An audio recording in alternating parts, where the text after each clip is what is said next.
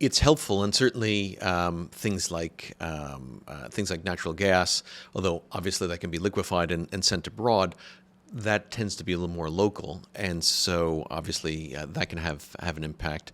Obviously, the relations with Canada and flows of energy across the border will be very important.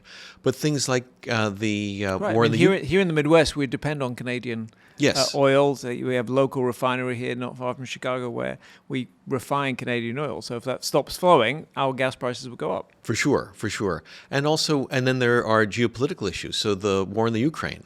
And if the Right. war in the Ukraine is settled, it's likely that there'll be more energy flow from Russia that will have an important impact. I'm sure that's something that is also in the minds of the administration about how dealing with that will have not only an impact on the specifics of Russia-Ukraine, but also on energy markets. Obviously, I think a lot of the discussions and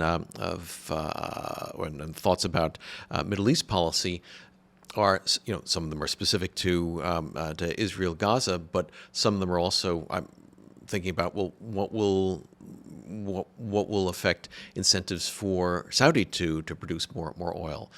So those are the supply side things. The demand side things are China plays a very large role in that, and it seems that the Chinese economy is struggling a bit, and so if Chinese demand is lower, the European economy seems to be struggling a bit. If Europe and China demand is lower, and you have some easing of geopolitical tensions that provide more supply into the market, that's probably going to be the most effective thing.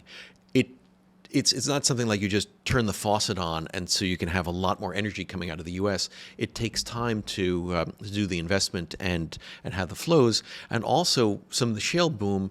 It's becoming more and more difficult. No surprise, you take the low-hanging fruit, you take the stuff that's really easy, and now you have to do more complex kind of drilling to get that out, and that just takes more time.